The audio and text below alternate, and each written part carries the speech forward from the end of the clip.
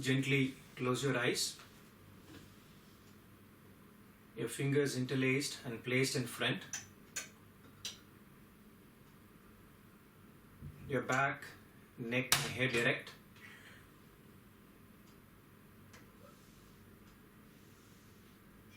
Your breathing normal.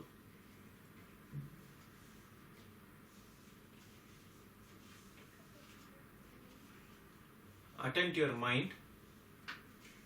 Let the thoughts gently come into your mind and die away in mental whispers.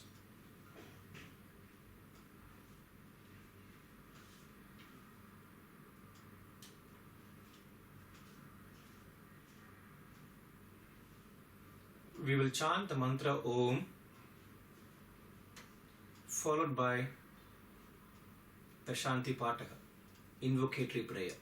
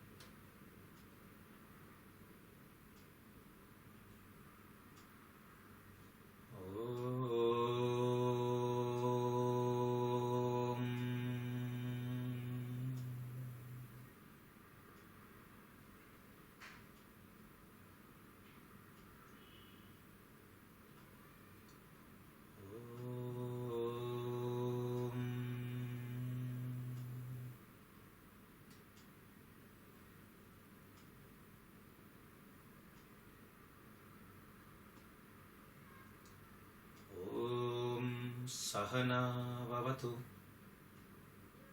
sahanau bhunaktu, sahaviryam karavavahai,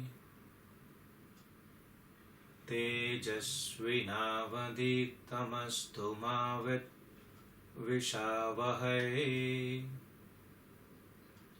Om Shanti Shanti.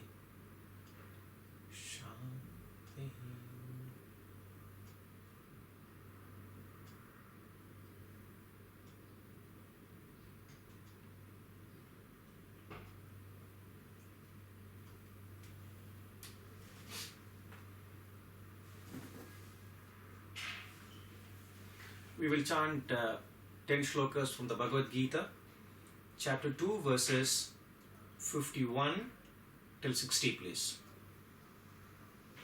Chapter 2 of the Bhagavad Gita, from verses 51 till 60, please.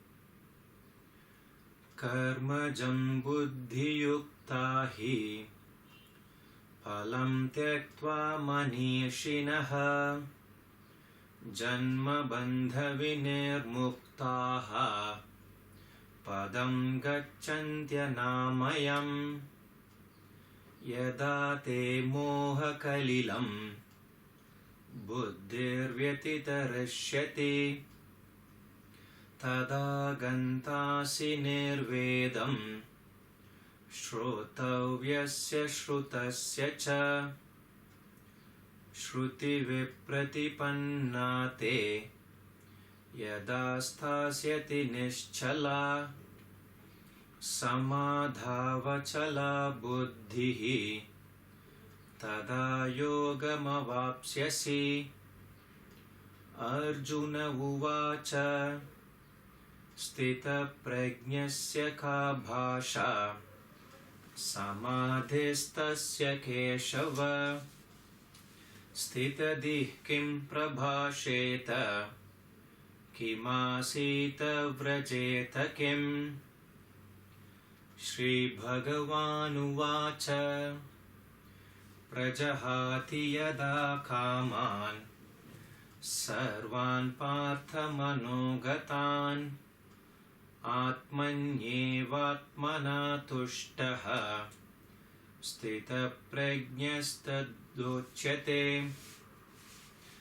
दुःखेष्वनुद्विग्नमनः सुखेषु विगतस्पृहः वीतरागभयक्रोधः स्थितधीर्मुनिरुच्यते यः सर्वत्रानभिस्नेहः तत्तत्प्राप्य शुभाशुभम् नाभिनन्दति न द्वेष्टि तस्य प्रज्ञा प्रतिष्ठिता यदा संहरते चायं कूर्मोऽङ्गानीव सर्वशः इन्द्रियाणीन्द्रियार्थेभ्यः तस्य प्रज्ञा प्रतिष्ठिता विषया विनिवर्तन्ते निराहारस्य देहिनः रसवर्जं रसोऽप्यस्य परं दृष्ट्वा निवर्तते यततो ह्यपि कौन्तेय पुरुषस्य विपश्चितः इन्द्रियाणि प्रमाथीनि हरन्ति प्रसभं मनः.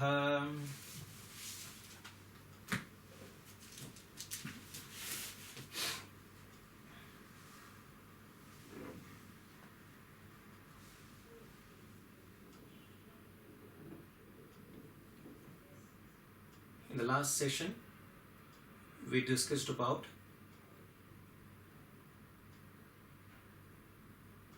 beings present in the world, those which have life. So when we are talking about in the world those which have life, then there are three categories. They are plants, animals and humans. So world is nothing but objects and beings. Objects are inanimate. Being means in this context we are referring to that which has got life. That which has got life can be divided into plants, animals and human. Plants have a physical structure, whether it is the root, which can be seen when you dug up the earth, then you have the stem, you have the branch, you have the leaves, etc. So all that can be considered as physical structure. Whether it is a sapling, whether it is a grass, banyan tree, any tree, all that we are clubbing into plants. Then if we have to ask a question whether plants have emotions,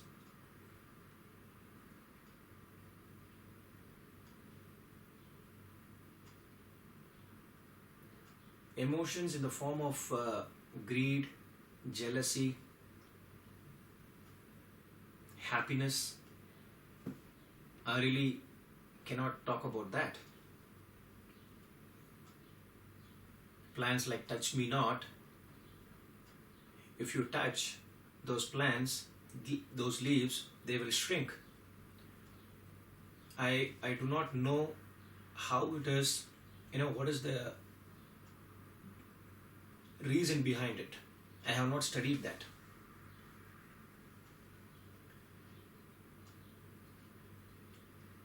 People, those who talk to plants and they say the plants grow, I do not know the reason behind it.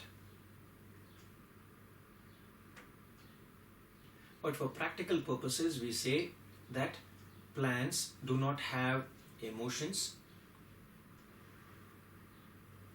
Plants do not cannot think.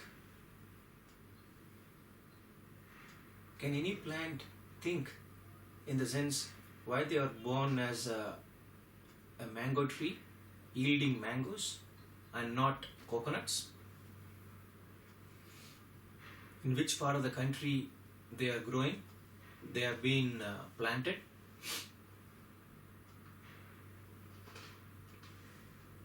Those questions are really stupid, have no meaning.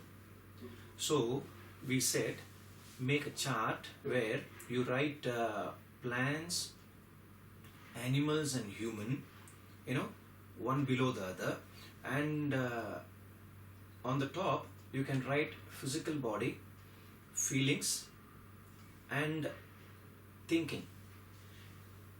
Feelings in this context is the mind, so you can write under feelings the mind in brackets, and thinking, below that you can write intellect in brackets.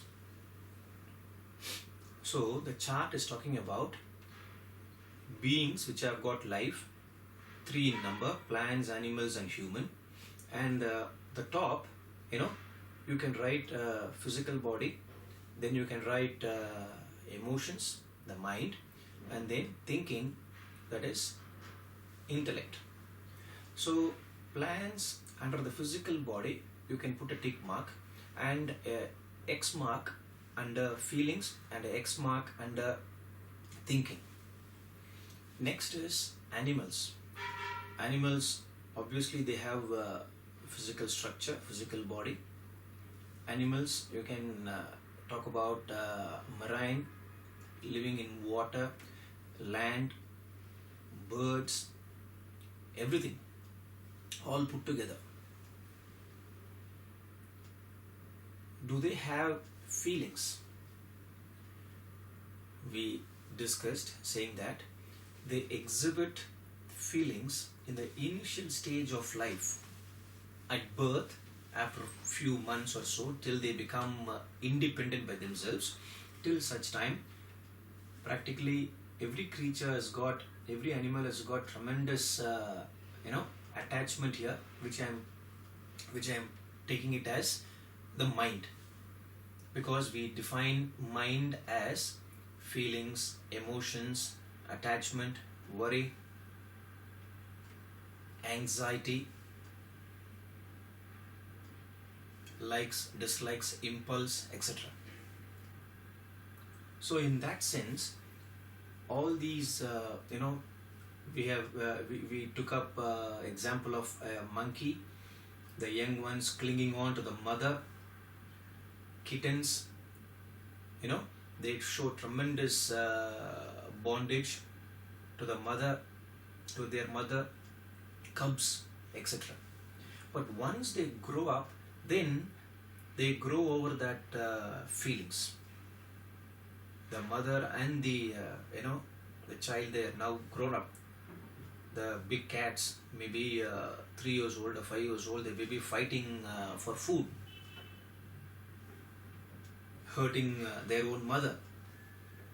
So in the initial stage, they express tremendous feelings. So under physical body, against animals you put a tick mark, and against feelings you also put a tick mark. Can animals think? Animals are intelligent. They can differentiate between food and dirt, master and stranger. But they cannot think. A bee knows, a honey bee knows in which flower there is nectar.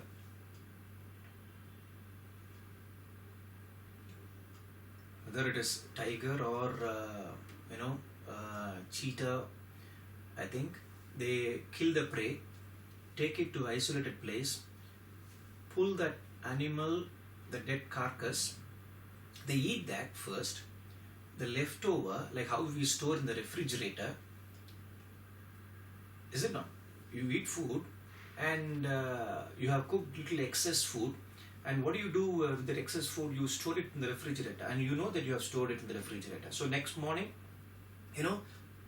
you take that from the freezer, you reheat it, warm that and eat. Same way, this cheetah or whichever creature it is, they pull that animal to the tree top, place it there, and they go roam around, come back to the same place where they have kept this carcass. So who is educating these animals? Have you ever seen a carnivore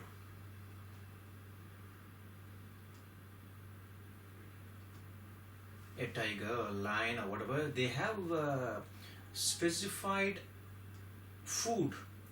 Zebra, you can say maybe what big wildebeest, buffaloes kind of thing, maybe monkeys. I don't know whether these big cats eat snake. Maybe whether that particular creature has a particular liking. Who has designed all this?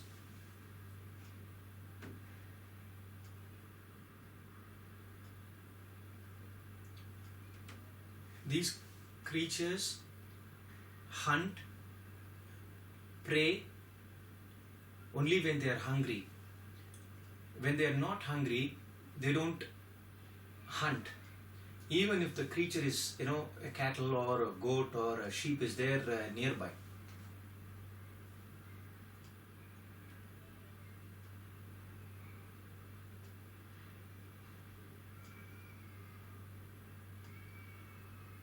So who has designed them like that? Can those animals think why they are born as a carnivore and not as a herbivore? We don't know. So in terms of thinking, we put a X mark as against animals. And when it comes to human beings, we have physical structure, physical body is there, and we exhibit various emotions.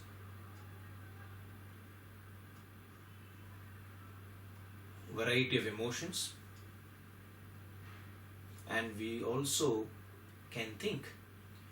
Thinking, both types of thinking, that is gross intellect and the subtle intellect, both are present. So we put a tick mark under physical body, we also put a tick mark under the mind, the feelings, and we also put a tick mark under intellect, thinking. So now if you see this chart here, a human being alone has the capacity to think, and therefore we become a masterpiece.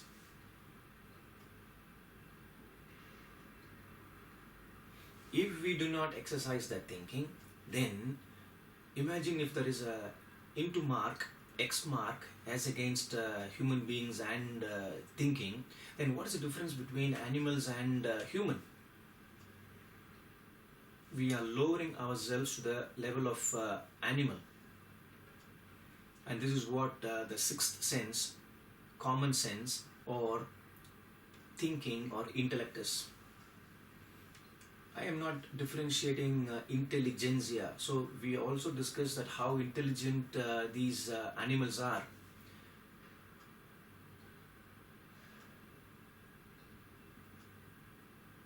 Same way, human being also has intelligence, stored information,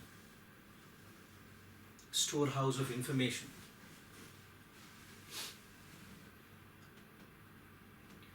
Now the point is, we are going to discuss now is that the person, all of us have physical structure, physical body, plants, animals and human.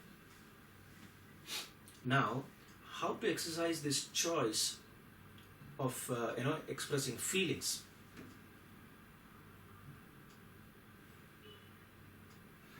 A child is born, when the child is born, the child will not know whether the child likes a red colored dress or a brown colored dress, a yellow colored dress, a particular food. Imagine once that particular phase of life is over, where the child is able to eat different varieties of food, maybe 2 years old or 3 years old. Slowly the likes and dislikes come into picture.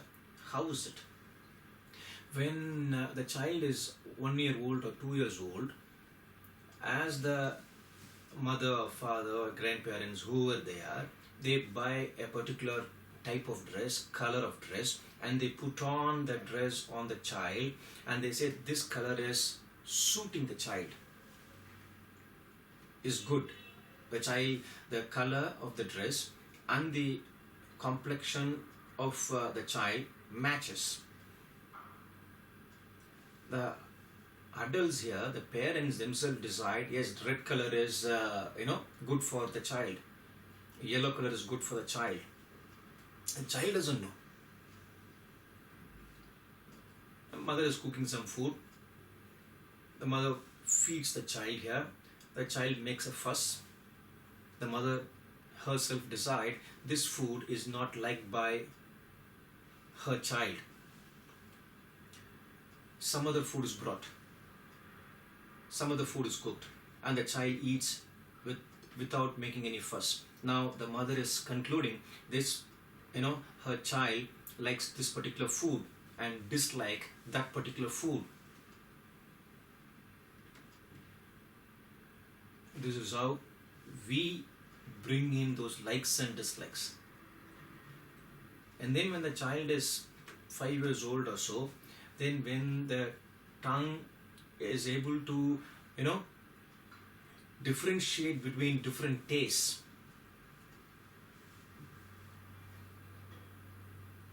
Now the child is able to differentiate different colors. The child is able to, differentiate between joy, sorrow, the basic emotions, anger.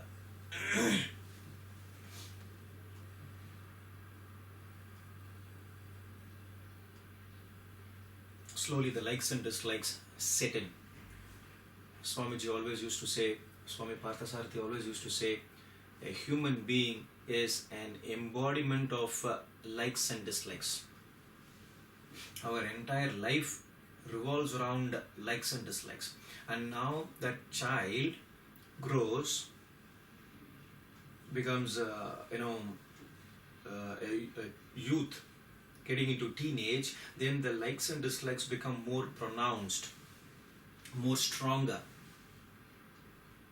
I like this food, I don't like that food. I like this color of dress, I don't like that color of dress. I like this person, I don't like that person. On what basis you decide that? Persons, those who are agreeable to us, compatible to us, those who make us happy, those who do not find fault with us. Our qualities are accepted, our inner nature is accepted by the other person. Then we say the other person makes less fuss, doesn't pinpoint, doesn't criticize, doesn't pinpoint faults at us. Then we say, I like the other person, whoever they are, parents, brother, sister, grandparents, or any stranger, schoolmates, college mate, anybody. If anybody is accusing them, accusing in the sense of finding fault with them, the person's nature and the other person's nature are not compatible, not agreeable, not palatable, then the other person is all the time finding faults. You are that, you are this, you are selfish, you don't share, you don't give.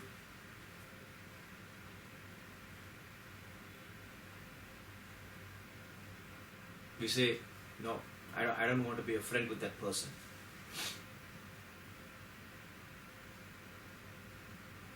The same person later on get married.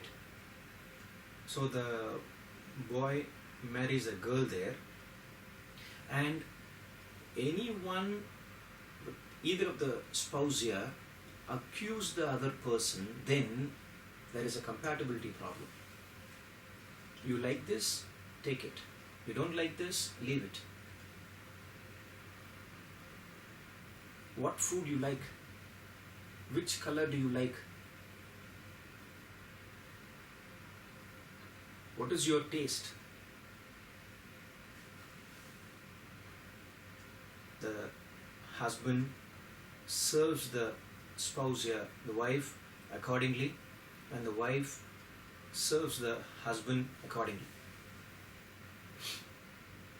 There is less friction, less wear and tear. Where Swamiji used to say this is destruction.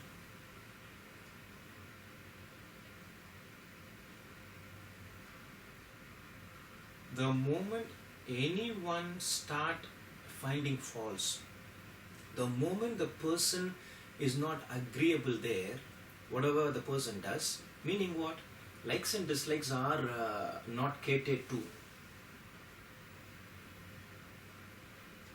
Then the trouble arises.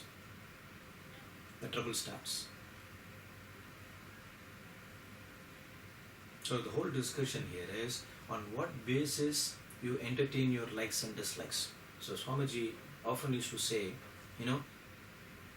what we like to do may not be what we ought to do in life.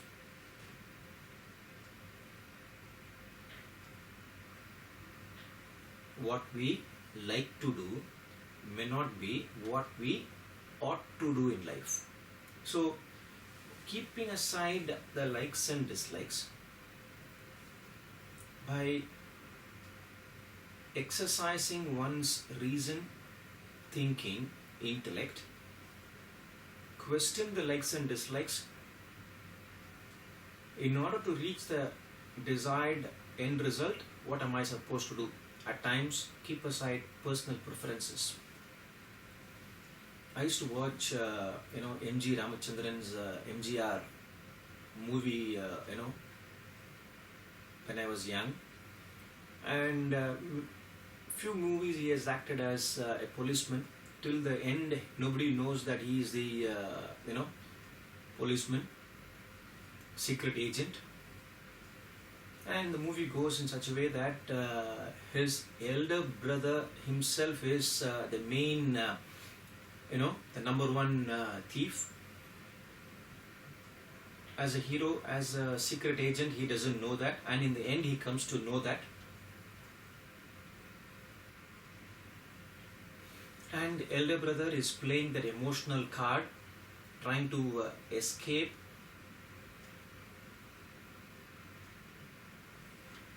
Younger brother, as a secret agent, comes to know about it. Mother is attached to both the elder brother and the younger brother, both the sons. So a scene where the elder brother is caught red-handed, and the mother is also there in that scene, and the younger brother, as a duty-bound secret agent, a policeman, how he, M.G. Ramachandran, how he performs that role there. What we are analyzing here is it may be the movie there. Whether in real life, whether what he will do, nobody knows. But as far as the movie is concerned, he keeps aside his preferences, likes and dislikes, and then performs his duty.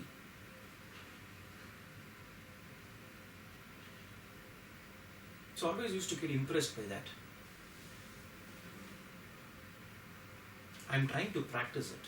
I have not mastered it. Though I am sitting here in front of, you all, I am trying to talk, lecture. Honestly, I have not really mastered this art.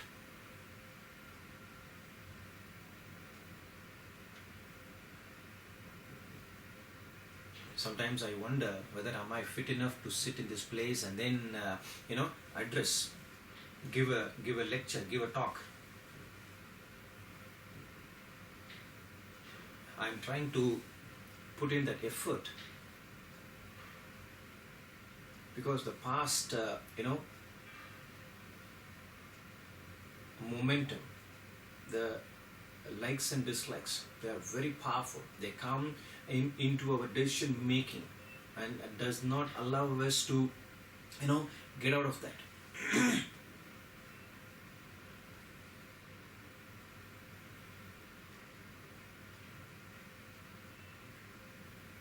Now, the reason why I'm saying this, I'm married, I have a 12-year-old son. So many times what happens, what we're discussing here is that, the confusion while taking the decision, the dilemma, confusion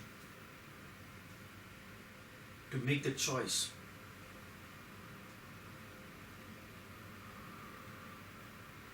Hope I'm making it clear to you all. So when it comes to decision making, the likes and dislikes play a major role here. To keep aside that likes and dislikes, and then take that in that a rational stance, we need to have some stuff there. So the action performed by the physical body can be out of three what we can put it as, how we can put it as, the action is driven by either purely by the likes and dislikes.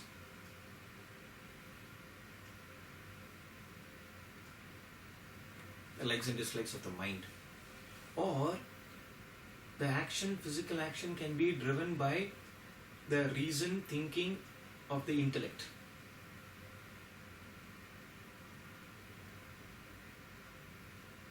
Third possibility can be physical action can be propelled by,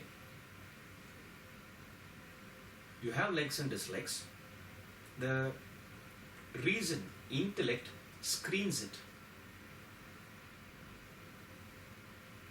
as it were given a sanction by the intellect, and then the physical body is performing an action. It is like you have the front desk manager and the superior officer. So the front desk in charge receives the mail, does not take any decision on their own. They put it up to the discretion of the supervisor, the officer in charge. And the officer in charge again segregates it. Okay, this has to go to this department, that mail has to go to that department. And then gives it back to the, front desk officer, and the officer dispatches it. Hope you understand that example.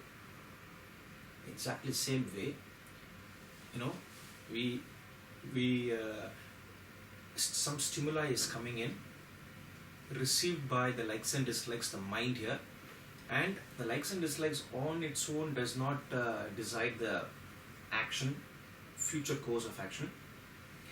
The officer in charge, the intellect, screens it and then gives the command, instruction back to the mind, and the mind carries out the instruction by the physical body.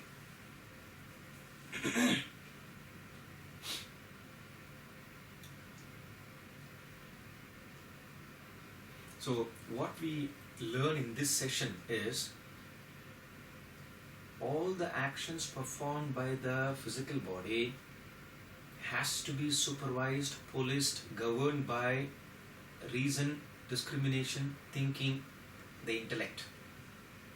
If the front desk officer himself or herself decide the future course of action, sometimes the decision making may be wrong. If the mind on its own take the decision, give instructions for the physical body to perform action, sometimes it may be detrimental. And beautifully, Swamiji used to give example from a poem, the pond. There is a beautiful pond, all the flowers grown around, the ducks are going, swimming so beautifully, going in and out. There is a chick sitting on the banks, watching the ducks going in and out, enjoying there. So mother bird has warned, don't get inside the water. at one time the mother bird has gone out for, bringing food. So the young one there, the young chick is sitting there in the banks, and then slowly, a thought is planted.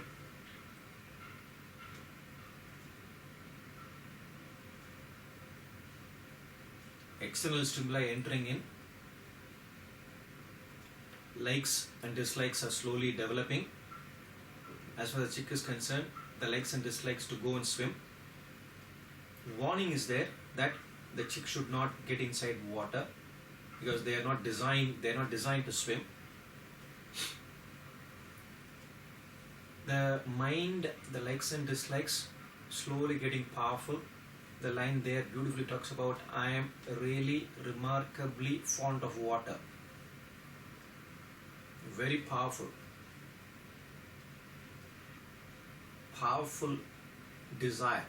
That powerful desire by itself decide the future course of action. But in this context, what is important is something wrong is being done. A word of caution is there. But as it were, the mind, is asking the sanction from the intellect, the superior officer. How is it? The mind of the chick here has decided to swim.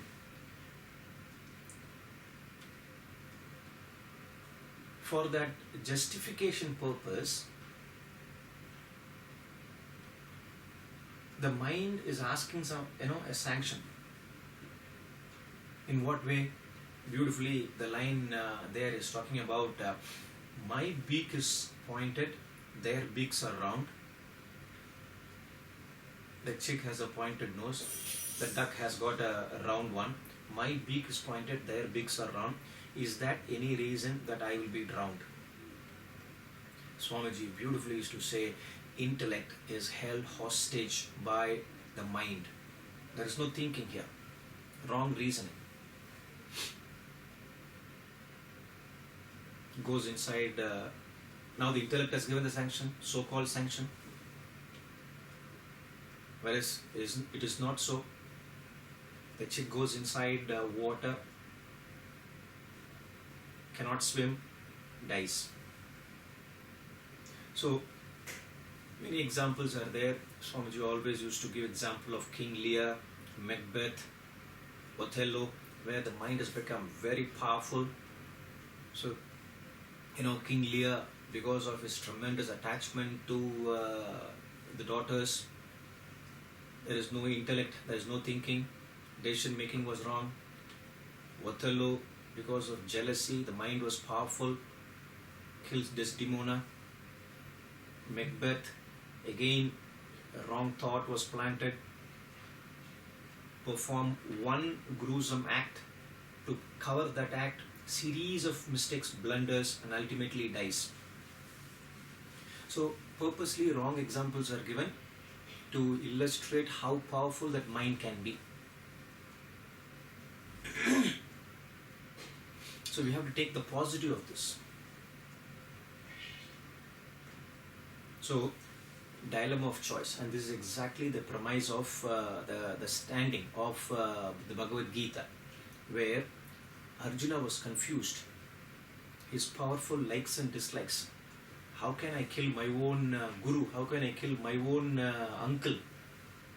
How can I kill my own people?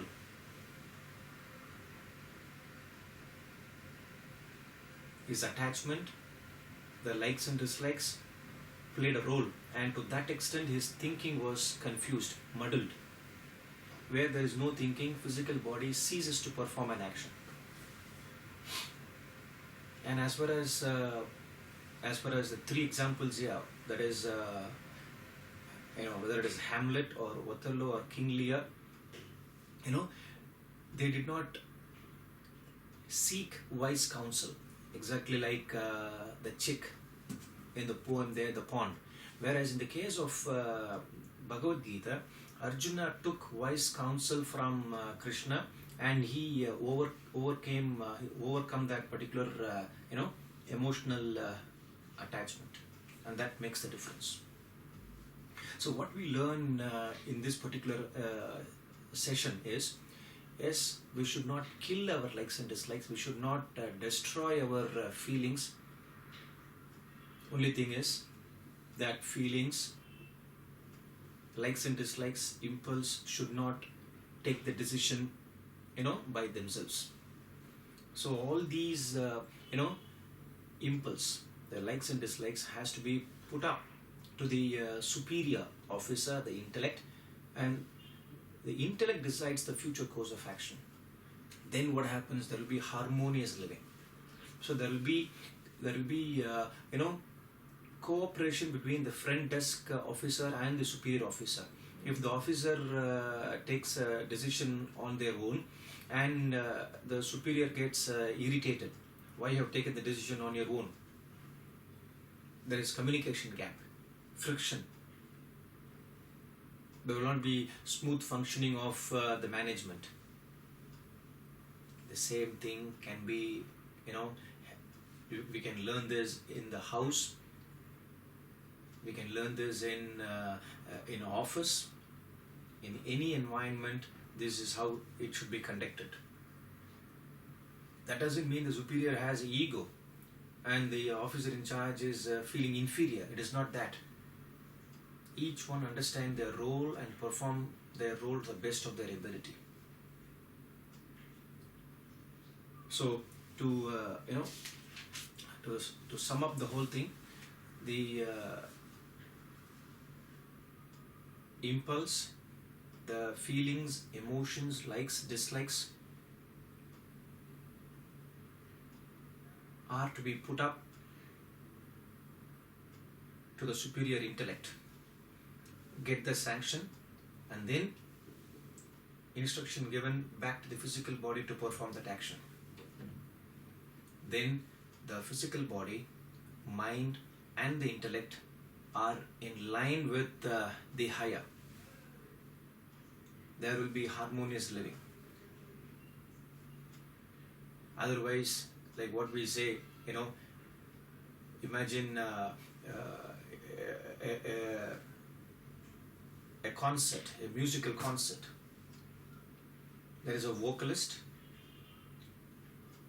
a violinist, a mridangam player, ghatam is also being played, and someone sitting behind and playing the tanpura, or the instrument. Nowadays you have the a small shruti box instrument is there. The vocalist, the violinist, the mridangam player, the ghatam player all play the same